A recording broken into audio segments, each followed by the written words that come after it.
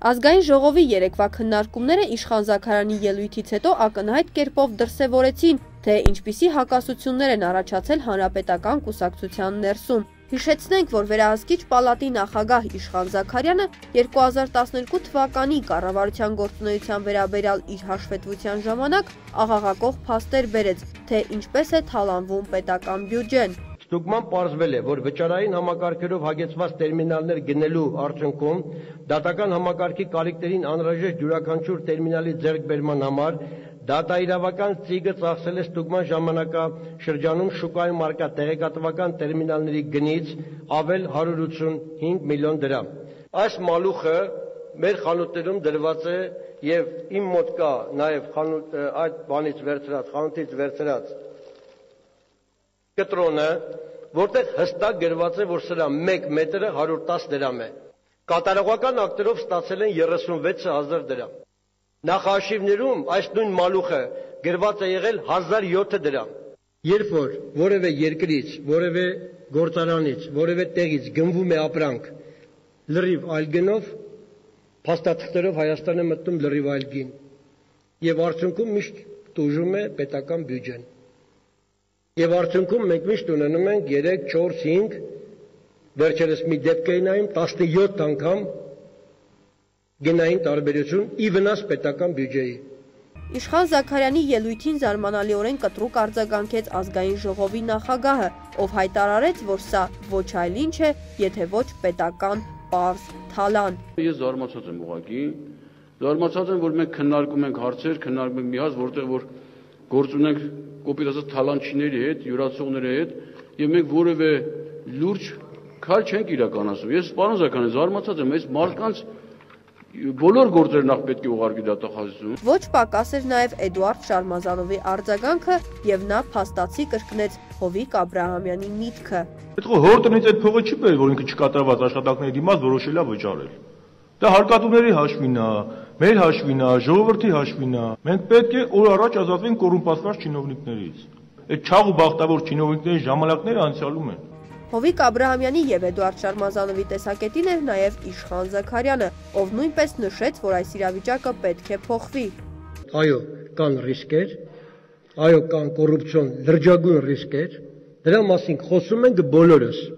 Եկեք այս խնդիրները միասին լուծենք։ Ինչու Իշխան Զաքարյանի ելույթն այսպիսի կտրուկ արձագանք ստացավ։ Գաղտնիք չէ, որ Տիգրան Սարգսյանի կառավարության գործունեությունից դժգոհ են ոչ միայն հիմնական քաղաքական ուժերը, հասարակությունը, բիզնես շրջանակները, այլ նույնիսկ տնտեսվարողների այն շրջանակները, ովքեր աշխատում են Հանրապետական կուսակցության հետ։ Քանի որ ստվերային տնտեսության դեմ պայքարի պատրվակով իշխանությունը քամում է բիզնես դաշտը ինչքան հնարավոր է, փոխարենը նույն պետական բյուրոկրատիան այդ քամված գումարները շռայլորեն ծախսում է իր վրա։ Եվ այստեղ է, որ օբյեկտիվ հակասություն է առաջանում բիզնեսի եւ պետական չինովնիկների միջև։ Հասկանալի է, որ այս հակասությունն արտացոլվում է ոչ միայն հասարակության լայն դժգոհության միջոցով, քաղաքական հիմնական ուժերի միջոցով, այլև ներթափանցել է նաեւ իշխող կուսակցության մեջ։ Բիզնես շահերի լոբինգը դե ֆակտո իր վրա է ուզում վերցնել Ազգային ժողովի նախագահ Հովիկ Աբրահամյանը, իսկ պետական բյուրոկրատիայի շահերը պաշտպանում է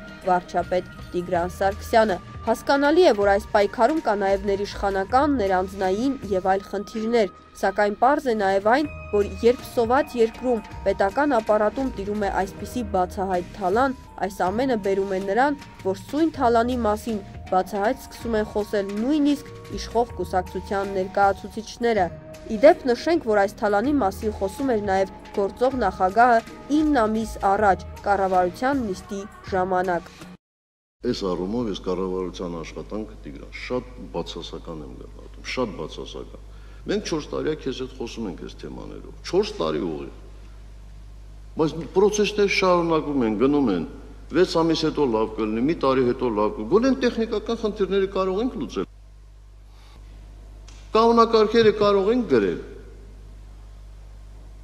Հետո գնալ են մարդկանց հետևից, ովքեր ատկատներ են վերցնում, գնալ են մարդկանց հետևից, ովքեր չգիտեմ, այսպես ասած մատակարարներից պարտքեր են վերցնում, գնալ են մարդկանց հետևից, ովքեր իրանց քեռու տղային են բերում տենդերում հաղթեցնում, չգիտեմ, կրկնակի ավել գներով։ Եվ տարօրինակ է, մենք տենդերով ապրանք ենք ձեր բերում, որ շուկայում ավելի էժան է։ Մեկը դրա համար պիտի պատասխան տա, թե չէ։ թե անպայման պիտի մարդ ձերբակալենք, անպայման Խաչիկյանի պատմությունը մեջտեղ պիտի բերենք։ 10 անգամ այն ժամանակ էլ ասում ենք, լսեք, թոշակները կարգավորեք, նպաստները կարգավորեք, բոլորն ասում են կարգին, այստեղ բան չկա։ Վերջը պարզեց, որ տարեկան 11-12 միլիարդ ընտերից մենակ տնտեսում կարանք անենք։ Իսկ ստեղից ինչքան կարող ենք անել։ Անթույլատրելի է։ Անթույլատրելի։ Եվ պարզվում է, որ այս ամենը համակարգված բնույթ ունի և որի մասշտաբները ըստ նույն վերահսկիչ պալատի նախագահի հասնում է մինչև 70 միլիարդ դրամի։ Ստացվում է շատ հետաքրքիր իրավիճակ։ Գործող վարչապետը խոսում է օլիգարխիայի դեմ պայքարի մասին, սակայն հայտնվում է օֆշորային սկանդալի մեջ։ Խոսում է կոռուպցիայի և ստվերային տնտեսության դեմ պայքարի մասին և պարզվում է, որ Հայաստանի հարկատուներից հավաքված գումարները գործադիր իշխանությունը շռայլորեն ծախսում է իր վրա և այս ամենի համար գրեթե ոչ ոք պատասխանատվություն չի կրում։ Միթե սա չէ այն ակնհայտ օրինակը, թե ինչպիսի ցինիզմ է տիրում իշխանության ներկայիս վերնախավում։ Մարդիկ օրը ցերեկով այդքան դժվար հարկված պետական միջոցները թալանում են և դրա համար ոչ ոք պատասխանատվություն չի կրում։ Վարչապետի անունը հայտնվում է օֆշորային սկանդալի մեջ և ոչ ազգային անվտանգությունը, ոչ ներքին գործերի նախարարությունը